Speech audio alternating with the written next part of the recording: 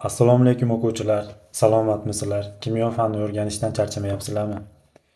Bundan oldingi videolarda demak sizlar bilan 7-sinfdan darsliklarni barchasini video dars holida yozib chiqqan edik. Video dars qilganda ham qanday qilib? Shunchaki matnni, ya'ni kitobda bor ma'lumotni o'qishni o'zini qilmaganmiz, qo'ldan kelgancha. Tushuntirish kerak bo'lgan joylarni tushuntirib, qo'shimcha ma'lumotlar berish kerak bo'lgan joylarni bergan holda video dars qilib kanaliga joylagandim. Hop, ko'pchilik o'quvchilardan, o'zimni o'quvchilarimdan ham yaxshi fikrlar eshitdim. Yaxshi bo'ldi, tushuntirilishi yaxshi bo'ldi. O'zimizga kerakli mavzularni joylarda o'rgandik, tushunmagan joylarni tushundik deyishgani uchun demak darsliklarni yana davom ettirmoqchimiz. Demak sizlar bilan 8-sinfni xudo xolasa o'rganib chiqamiz. Bilasizlar, sinflar kattalashgan sari, ya'ni 7, 8, 9, 10, 11 bo'lgan sari ma'lumotlari ichida bo'ladigan yangiliklar, qandaydir reaksiyalar, xossalar, shular ham mavzularning hajmi ham biroz kattalashib boradi. Shuning uchun video darsni ko'rganda iloji boricha eng kamida 2-3 marta ko'rishga harakat qilinglar. Agarda qandaydir qo'shimcha ma'lumotlar berib ketiladigan bo'lsa, daftarga yozib konspekt qilsanglar yana ham foydaliroq bo'ladi. Xo'p, demak hammanglarga omad tilayman. 8-sinfda endi boshlagan uchun shunday gaplar bilan boshladim. Bundan buyog'i faqat mana shu mavzuni boshlab, qaysi mavzuga kelsak, o'sha haqida gaplashib ketamiz. Demak, sizlar bilan 8-sinf kimyo darsligini boshladik. Bu sinf ancha nisbatan xilma-xilroq, chunki sinflar bo'yicha ma'lumotlar berilgan, ya'ni 6-guruh, 7-guruh, azot gruppachasi shular haqida ancha ma'lumotlar bor. Men o'zimga eng yoqadigan kitoblar o'zi 8-sinf, 9-sinf kimyo hisoblanadi, keyin organika kimyo. Shular xilma-xilroq mavzular bor. Ya'ni mavzularda ma'lumotlar nisbatan ko'proq berilgan, qiziq o'rganishga. O'zi bilasizlar, kimyo doim qiziq bo'lgan. Xo'p, demak bu yerda men so'z boshini tashlab ketaman, chunki so'z boshida bizda ma'lumot va yangiliklar yo'q bo'lgani uchun qaysidir kitoblarni so'z boshida ma'lumot bo'ladigan bo'lsa, bu yerni ham o'zim berib ketgan bo'lar edim. Xo'p, so'z boshini har doim o'zingizlar o'qib ko'ringlar, bir qator. Ya'ni ko'p vaqt ketmay so'z boshini o'rganishga. Xo'p, demak sizlar bilan birinchi bob mavzusiga keldik. Demak, birinchi bob. Bu 7-sinf kimyo kursini asosiy tushunchalarini takrorlash. Boshdagi mavzularimiz asosan takrorlash bo'ladi. Doim shunaqa. Xo'p, misol uchun xudo xohlasa institutga kirsanglar ham birinchi semestrda o'tiladigan ko'pgina fanlar kollej kitoblaridagi kollej darsliklarini takrorlash bo'ladi. Demak, birinchi mavzu dastlabki kimyoviy tushunchalar va qonunlar. Demak, birinchi mavzuni o'rganishni boshladik. Demak, atomlarning o'lchamlari hamda ularning nisbiy va absolyut massalari to'g'risida atroflicha bilimga ega bo'lish uchun quyidagi eng muhim tushunchalarni bilish talab qilinadi. Demak, mavzuda aytyapti, atomlarning o'lchamlari hamda ularning nisbiy va absolyut massalari haqida gap bo'ladi deyilyapti. Demak, birinchisi, kimyoviy hodisalarda moddalarni bo'linmaydigan eng kichik zarrachasi atomdir. Demak, bu yerda atomga alohida ta'rif beryapti. Atom nima deganda, bu kimyoviy hodisalarda moddalarni bo'linmaydigan eng kichik zarrachasi deyilyapti. Demak, bizda kimyoviy reaksiya bo'lganda atomda o'zgarish bo'lmaydi. Deyarli bo'lmaydi deymiz. Nimaga deyarli ekanini keyinroq aytib ketaman. Fizik hodisa bo'lsa-chi, unda fizik hodisada o'zgaradimi desak, ha, yadro reaksiyalarini fizik hodisaga kiritadigan bo'lsak, ularda atomlar o'zgarishi mumkin. Hop, hozir biz kimyoviy hodisa haqida gaplashayotganimiz uchun, demak, kimyoviy reaksiya bo'lganda qaysidir element bilan ta'sirlashganda parchalangan, demak, atomda o'zgarish bo'lmaydi deb eslab qolishinglar kerak. Demak, atom so'zi qadimgi yunon tilida bo'linmas degan ma'noni bildiradi. Demak, atom so'zidan olingan, buni 7-sinfdan ham bilasizlar, bo'linmas. Atomni bo'linmas yaxlit zarracha deb o'ylashgan. Xo'p, hozirgi vaqtda atom bir qator yanada kichikroq zarrachalardan iborat ekanligi isbotlangan. Ya'ni bu yerda bir qator yanada kichik zarrachalar degan nimani aytyapti? Ya'ni oldin atomni bo'linmas deb o'ylashganda, lekin keyinchalik shu texnika taraqqiyoti olimlar izlanish natijasida hozir bilamiz, atom tarkibida elektron, proton, neйтronlarimiz bor. Yana fizikaga qiziqadigan o'quvchilar bo'lsa, har bitta shu elektron, proton, neytron o'zini ichida ham zarrachalar bo'lishi mumkin. Lekin biz kimyoda unchalik murakkablashtirmaymiz. Demak, atomda o'zi butun emas, uning ichida elektron, proton, neytron kabi zarrachalar ham bor. Endi keyingisi, Kimyoviy element atomlarning muayyan turidir. Demak, atomlarning muayyan turidir. Masalan, kislorod atomlari kislorod elementini bildiradi. Xo'p, bu yer tushunarli. Har bir kimyoviy element lotincha ifodalangan nomining bosh harfi, zarurat bo'lsa bosh harfi bilan keyingi harflardan birini qo'shib yozish bilan elementning belgisi ifodalanadi. Demak, bu yerda muhim joylarni aytaman. Har bir element lotincha nomlanadi. Lotincha nomining bosh harfi. Misol uchun uglerod karbon deyiladi. Ya'ni mana bunaqa. Karbonium. Karbonium. Demak, shu lotincha nomi uglerod karbonium bo'lgani uchun bosh harfi, demak, mana bu ruscha S deymizmi, inglizcha C harfi deymizmi? Shuni olingan. Ya'ni mana bu biz biladigan uglerodni K. Yoki kislorodimiz oksigenium. Oksigenium.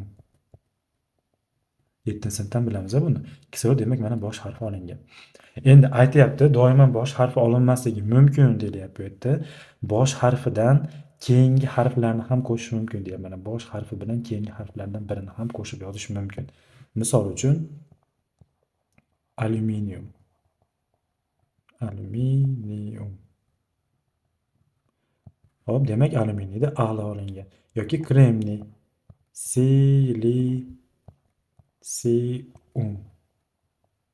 Silikum ham deb o'qiladi ba'zan. Demak, mana S, I harflari olyapti. Endi mana vodorod lotincha nomi gidrogenium. H-ni G deb talaffuz qilsak bo'laveradi. Hidrogenium emas, gidrogenium. Demak, bu yerda ham nima qilinyapti? Vodorodni faqatgina mana bosh harfi olinyapti. Xo'p, ma'nosi esa mana suv hosil qiluvchi. 7-sinfdan buni bilamiz. Davom etsak. Xo'p, keyingisi. Bu joy. Atomlar juda kichik zarrachalar bo'lib, ma'lum massaga ega. Masalan, vodorod atomining absolyut massasi berilyapti bizda mana. Juda ham ko'pgina noldan kelgan 167 yoki mana 1,67 10 darajasi -24. Juda ham kichkina son bo'lgani uchun, noldan keyin ham nollar ko'proq bo'lgani uchun, demak bizda darajali holatda berilishi qulayroq bo'ladi. Uglerod atomining absolyut massasi esa 19,93 10 darajasi -24. Demak, biza har bitta elementni olimlar o'zlari maxsus elektron tarozilar deymiz, shunaqa narsalarda yoki fizikani yangicha usullaridan foydalangan holatda bitta atomni, ya'ni biz o'zimiz ko'z bilan ko'ra olmaydigan atomlarni ham og'irliklarini hisoblab topishgan. Mana shu joyda aytilayotgani o'sha bizda bitta atomning massasi, absolyut massasi yoki haqiqiy massasi atomni. Shu haqida aytishyapti. Endi keyingi ma'lumot. Atomning nisbiy massasi, ya'ni nisbiy atom massa. Bu nima? Xo'p, demak, uglerod 12 izotopi atom massasini 12 dan 1 qismidan necha marta katta ekanligini bildiradigan sondir. Uglerod 12 izotopining 12 dan 1 qismining massasi esa 1,66 10 darajasi -24 ga teng bo'ladi. Xo'p, endi buni bo'lib tushuntirib aytib ketaman. Demak, bizda nisbiy atom massani hisoblashda bizda bitta narsani asos qilib olinyapti ekan. Soddaroq qilib tushuntirishga aytaman, qaranglar. Demak, mana bu tarozi deb tushunadigan bo'lsak, pallalik tarozi ko'pchilik ko'rgan bo'lishi kerak. Bir tomoniga nimadir qo'yiladi, ikkinchi tomonda ham nimadir aniqlanadi. Ikkalasi bir-biriga teng bo'lsa, keyin shu og'irlik hisoblanadi. Misol uchun, oldingi paytlarda elektron tarozi bo'lmaganda, bu yoqqa 1 kilolik tosh qo'yib turib, bu yoqqa qanaqadir o'sha sabzavotlar deymizmi, qanaqadir mahsulot oladigan bo'lsak, o'shani tenglashtirib hisoblashgan. Hozir sizlarga tushuntirib bermoqchi bo'lgan ma'lumotim ham shunga nisbatan yaqinroq bo'ladi. Demak, qaranglar. Hop, shu tarozining bir tomoniga uglerodni 12 dan 1 qismini olamiz ekan. Qaysinisini deganda ham mana uglerodni 12 izotopini olamiz. Uglerodni 12 izotopi deb nimaga aytyapti deydigan bo'lsak, uglerodning boshqa izotoplari ham bor. Misol uchun 13 li izotopi bor.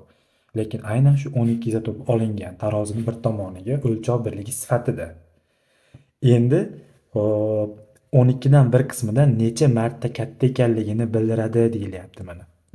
12 dan 1 qismidan necha marta katta ekanligi. Demak, biz tarozining bir tomoniga o'lchov birligi sifatida uglerodning 12 dan 1 qismini oldik. Ikkinchi tomoniga biz elementni joylashtiramiz. Shunda mana bu element mana bundan necha marta kattaligi, ya'ni tarozining bir tomoni og'ir bo'lgancha pastga tushadi, bu ko'tarilib ketadi. Demak, mana shu element mana bundan necha marta og'ir bo'lsa, shu necha marta og'irligi mana shu gaplashayotgan sizlar bilan nisbiy atom massa. Xo'p, shuning uchun nisbiy atom massani birligi yo'q. Mana bu absolyut massa grammlarda, kilogrammlarda beriladigan bo'lsa, nisbiy atom massada bunaqa narsa yo'q. Temirning massasi 56 deganda, temirning absolyut massasi uglerod 12 dan bir qismidan 56 marta kattaligini bildiradi. Yoki alyuminiyni massasi 27 deganimizda ham xuddi shunday. Xo'p, demak, tarozini bir tomoniga alyuminiyni qo'yganimizda u uglerod 12 dan bir qismidan 27 marta katta. Demak, hamma tushunyapti. U nisbiy kattalik deganda nimagadir nisbatan olingan bo'lishi kerak-ku. Xuddi shu narsani aytilyapti bizda. Xo'p, qo'shimcha sifatida mana buni esimizdan chiqarmasligimiz kerak. Grammda bo'lganda -24, kilogrammda bo'lsa -27 bilan beriladi. Xo'p, mana biz sizlar bilan o'sha gaplashgan 1/66 10 darajasi -27. Uzr, grammda -24 bo'lib, bu bir massa atom birligi yoki sizlar bilan o'sha tarozida ishlatganimizdek bir tomonga qo'yiladigan asosiy o'lchov birlik hisobda bo'lyapti. Bu qayerdan kelib chiqayotgani hamma tushundi. Mana bu joyda ma'lumot sifatida aytildi. Uglerodni 12 izotopini absolyut massasi mana 19,93 10 darajasi -24 gramm. Xuddi shuni 12 ga bo'lib yuborganimizda mana shu son kelib chiqyapti bizda. Ya'ni 1/66 10 darajasi -24 gramm. Xo'p, nisbiy atom massa AR bilan belgilanadi. Xo'p, relativ degan ma'noda bildiryapti. Relativ nisbiy, indeksdagi n mana relativ degan ma'no bildiradi. Ya'ni nisbiy. Inglizcha o'qiydiganlar biladi buni. Endi keyingisi. Elementning nisbiy atom massasi son jihatdan teng bo'lib, grammlarda ifodalangan qiymati molyar massa yoki gram mol deb aytiladi. Xo'p, bu bizda tushunarli. Mana qaranglar. Bizda xuddi shu namunaviy misollar berilyapti. Doim tavsiya qilaman namunaviy masala mashqlarini o'qinglar. Demak, birinchisini ko'ramiz. Kislorod atomining absolyut massasi 2,657 10 darajasi -23 grammga teng. Endi biz nimani toping deyapti? Undan nisbiy atom massasini aniqlang deyilyapti. Mana tepaga yozildi, savolda aytilgan mana bu 2,657 -23 darajasini tenglashtirish uchun mana buni -24 qilib, buni 26 qilib ishladik. Endi xuddi o'shani kislorodni mana atom massasini uglerodni mana 12 dan bir qismiga bo'lindi. Shunda 16 kelib chiqdi. Demak, 16 bu kislorodni nisbiy atom massasi yoki kislorod atomlari uglerod 12 dan bir qismidan necha marta og'ir deganda nima deymiz ekan? 16 marta og'ir. Demak, qaranglar. Xo'p, yakuniy xulosamiz soddaroq qilib aytganimizda nisbiy atom massa elementni absolyut massasi uglerod 12 dan bir qismidan necha marta og'irligini bildiradi ekan.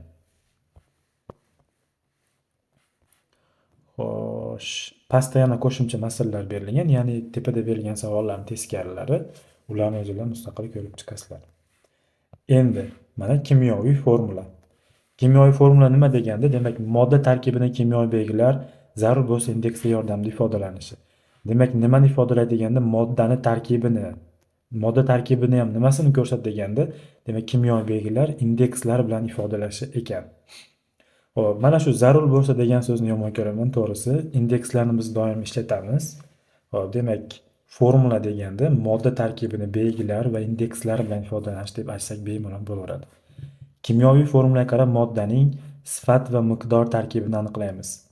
Sifat tarkibi qaysi elementlardan iboratligi, misol uchun sulfat kislotada oltin gugut, vodorod, kislorod bor desak sifat tarkibi, miqdor tarkibi deganda shu nechtadanligini aytishimiz kerak, miqdor sonni bildirgani uchun. Sulfat kislotada, xo'p, demak, 2 ta vodorod, 1 ta oltin gugut, 4 ta kislorod shu narsa aytilyapti. Mana xuddi shu gaplar bu yerda aytilgan. Masalan, sulfat kislota. Sulfat kislotaning bitta molekulasida 2 ta vodorod, 1 ta oltin gugut, 4 ta kislorod atom mavjudligini, xususan moddaning bir molini ham bildiradi. Shuningdek, molekulaning absolyut va nisbiy massasini ham topish mumkin. Bemalol topsa bo'ladi. Demak, absolyut massani topish uchun 2 ta vodorod, 1 ta oltin gugut, 4 ta kislorod atom haqiqiy massalar bir-biriga qo'shiladi. Bunday kichik sonlar ustida amal bajarish o'ziga xos qiyinchilik keltirib chiqaradi. Xo'p, mana. Bunday kichik sonlar ustida amallarni bajarish o'ziga xos qiyinchiliklarni keltirib chiqaradi.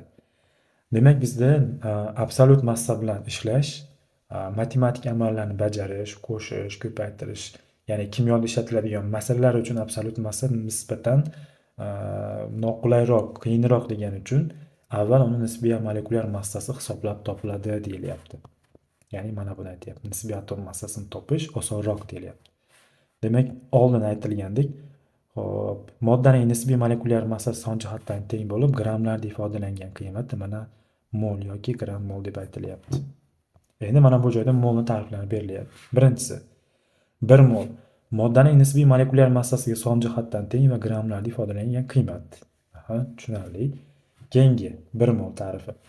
12 uglerodni 12 izotopi 12 grammda nechta atom bo'lsa, shuncha struktura birlik molekula atom ion tutgan moddaning miqdori. Demak, biz uglerod bo'yicha hisoblaganimiz uchun, uglerod birligi deb gaplashayotganimiz uchun, hop, mana shu yerda ham uglerod haqida gap ketyapti. 12 gramm uglerodda nechta zarracha bo'lsa, 12 gramm uglerodda 6,02 darajasida 23 ta atom bo'ladi. Mana bu yerda yozib qo'yilyapti. Xuddi shuncha zarracha bo'lsa, keyin biz 1 mol deymiz. Keyingisi, modda miqdori. Modda miqdori katta N harfi ayrim adabiyotlarda kichik n harfi bilan belgilangan va uning qiymati mol hisoblanadi. Moddaning molyar massasi. Moddaning molyar massasi m harfi bilan belgilanib, gramm mol bilan ifodalanadi. Bular bizga tushunarli. Endi mana bu joyda valentlik haqida aytib ketilyapti. Xo'p, element atomlarni boshqa elementlar muayyan sondagi atomlarni biriktirib olish xususiyati shu elementning valentligi deyiladi. Demak, element boshqa elementni muayyan sondagisini biriktirib olishi mumkin. Xo'p, ba'zi kitoblarda muayyan, ba'zi kitoblarda qat'iy sondagi deb aytiladi. Elementlarning valentligi endi o'zgaruvchan bo'lgani uchun ikkalasi ham to'g'ri. Demak, bir element boshqasini nechtasini biriktirib oladi degan ma'noda yoki soddaroq qilib aytganda, elementlarni qo'li deganmiz. Valentlik bu elementlarning qo'shtirma vosita qo'li. Valentlikning o'lchov birligi qilib, valentlikning o'lchov birligi sifatida vodorodning valentligi qabul qilingan. Vodorod atomining valentligi 1 ga teng. Kislorod atomi aksariyat hollarda ekvivalentli bo'ladi. Demak, vodorodimiz doim bir valent, chunki uni tashqi o'zi bitta elektroni bor. Elektron bitta, olishi kerak bo'lgan paytda ham bitta ola oladi. Ya'ni qo'li doim bitta, olsa ham, bersa ham. Shuning uchun o'lchov birligi sifatida vodorod olingan. Hop, endi bu yerda kislorodni ham aytyapti. Vodoroddan keyin nima desa bo'ladi? Vodorodni ishlatmaganimizda yoki vodorod birikma hosil qilmasa, u modda bilan kislorodni ham olish mumkin deyilyapti. Kislorodning atomi aksariyat hollarda 2 bo'ladi. Aksariyat hollar deganda demak biz doim deb olmaymiz. Aksariyat deganda haligi ko'proq 2 bo'ladi deyilyapti. Misol uchun suvda bilamiz kislorodning valentligi 2, boshqa ko'pgina birikmalarda ham 2. Lekin bizda mana bunday gidroksoniy ioni bor. Buni bog'lanish mavzusida yana gaplashiladi. Mana shu joyda kislorodning valentligi 3 ham bo'la oladi. Endi bu yerda aytilyapti, valentligi noma'lum bo'lgan elementning valentligi vodorodli yoki kislorodli, shuningdek valentligi ma'lum bo'lgan boshqa bir element bilan hosil qilgan birikmalarda aniqlanadi. Bu nima degani qaranglar. Soddaroq qilib bu yerda tushuntirishga harakat qilaman. Bizda element H3 berilyapti. Vodorodning qo'li bitta bo'lgani uchun, demak, mana bu elementimiz 3 ta vodorodni biriktirib olgani uchun bu elementning valentligi 3. Mana bu yerda xuddi shunaqa deydi. Valentligi noma'lum bo'lgan elementni vodoroddan yoki kisloroddan topsangiz ham bo'ladi. Endi boshqa element, misol uchun metal. Metal O bo'lib turibdi. Qachon bunaqa holatda bo'ladi bilamiz, o'quvchilar. Kislorodning valentligi 2. Mana bunda ham 2 bo'lgan taqdirda ikkalasi qisqarib ketib tushmaydi. Demak, kisloroddan biz buni valentligini aniqlab oldik. Yo bo'lmasa mana bunday. Metal O5 misol uchun. Bunda nima bo'ladi? Kislorodning ikkisi bu yerga tushgan bo'lsa, demak mana bu 5 metalga tegishli bo'lgan holatda. Xuddi shunday aytilyapti bizda. Xo'p, endi mana bu joyda fosfor 5 kislorodning ekvivalenti ekanligini foydalanib, fosfor 5 oksidning formulasini yozing deyilyapti. Hop, bosqichma-bosqich yozilgan. Oksidlar mavzusini endi o'rganayotgan o'quvchilar uchun xuddi shu tartibda tushuntiriladi bizda. Demak, birinchisi fosfor va kislorodning belgilari yoziladi. Mana oksid hosil qiluvchi element birinchi, keyin mana bu joyga kislorod yozilyapti. Birinchi qiladigan ishimiz. Ikkinchisi, Elementning valentliklari rim raqamida elementni belgisi ustiga yoziladi. Demak, bu yerga ketaman. Birinchi ishimiz belgilarni yozish, ikkinchi ishimiz valentliklarini qo'yib chiqish, uchinchisi valentliklardan foydalanib turib eng kichik umumiy bo'luvchisini topish. Demak, 2 bilan 5 ta bizda 4-qismda aytib ketyapti. 10 bo'luvchi bo'ladi. Demak, xo'p, fosforni 5i 10 ni 5 ga bo'lganimiz 2 bo'lyapti. Kislorodni 2si 10 da 2 ga bo'lganimizda 5 qolyapti. Xo'p, oxiri valentliklar yoziladi. Lekin biz bunaqa matematik jihatdan qiyin yozgandan ko'ra ko'proq tok valentlik bo'lganda almashtirib joylashtiramiz deb tushunsak ham bo'laveradi. Misol uchun fosforni 3 valenti bo'lsa nima bo'ladi? 3 va 2 ga 6 umumiy bo'luvchi bo'ladi. Matematikadan bilamiz buni. Mana 6. 6 ni 3 ga bo'lsak 2, 6 ni 2 ga bo'lsak 3. Lekin uni soddaroq qilib qanday yozsak ham bo'ladi? Tok valent bo'lgan paytda valentliklar almashtiriladi. Buni valentligi bu yoqqa tushadi, buni valentligi bu yoqqa tushadi degan ma'noda. Lekin matematik yo'l bilan ham bemalol ishlasanglar bo'laveradi. Xo'p, mustaqil yechish uchun masala va mashqlar. Doim o'zimiz o'qib ketishimiz kerak. Birinchisi, quyidagi vodorodli birikmalar element valentligini aniqlang. Xo'p, demak, rubidiy gidrid, rubidiy 1 valent, vodorod bitta bo'lgani uchun, kalsiy gidrid 2 ta vodorod bo'lgani uchun kalsiy 2 valent, ammiak azotda vodorod 3 tasini biriktirdi, demak 3 valent. Bu silan deb nomlanadi, 4 ta biriktirgani uchun kremniy 4 valent, bor gidrid, bor 3 valent, vodorod sulfid oltin gul 2 valent, kaliy gidrid, kaliy 1 valent. Demak, bu yerda o'zgaruvchan, o'zgarmas valent elementlar berilib, vodorodga nisbatan topdik.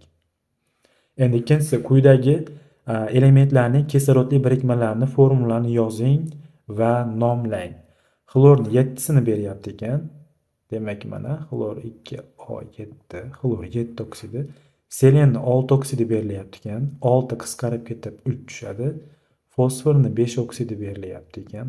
Fosfor 5 oksidi va ko'rg'oshin 4 oksidi. 4 qisqarib ketsa, kislorodni 2siga mana 2 qolyapti. Xo'p, mana bu joyda. Xo'p, borni 3ni beryapti ekan. Bor oksidi o'zgarmas valentli bo'lgani uchun bularda 3 deb yozishimiz, 3 deb aytishimiz shart emas. Mana bu yerda kadmiyni 2sini beryapti ekan. Demak, mana kadmiy oksidi. Kadmiyni 2si bilan kislorodni 2si qisqarib ketgani uchun bu yerda hech nima tushmaydi, ya'ni kadmiy kislorodni o'zi bo'ladi. Endi mana qo'shimcha ma'lumot. Xromning 2, 3, 6 valentli kislorodli birikmalari ma'lum. Demak, xromimizni 2 oksidi, 3 oksidi va xromni 6 oksidi bor deyilyapti. Buni 9-sinfda ham keyin o'qiysizlar. Xo'p, pastda namunaviy masala topshiriqlar berilgan, o'zingizlar ishlab chiqasizlar. Mana namunaviy topshiriqlar. O'zim kerakli ma'lumotlar bo'lsa aytib ketaman, ya'ni aytishim kerak bo'lgan joylarini. Men agar aytmasam o'zingizlar o'qinglar degan joylarini o'zingizlar tushuna olasizlar buni. Xo'p, endi mana bizda yana yaxshi joylardan ohaktosh, bor, marmar, kalsiy karbonat deb atalishi. Men doim o'quvchilar savol javob qilayotganini so'rayman shu joylarni. Keyingisi malahit, mis gidroksokarbonat deymiz. Oqqum, kremniy 4 oksidi, kvars deb aytiladi. Yana temir kuparosi, mana temir 2 sulfatning 7 ta suvli kristalli gidrati. Demak, birinchi mavzu bo'yicha o'rganishimiz, bilishimiz kerak bo'lgan ma'lumotlar shu edi, o'quvchilar. O'zingizlar yana mustahkamlab, takrorlab ko'rib chiqishlarini tavsiya qilaman. Rahmat, sog' bo'linglar.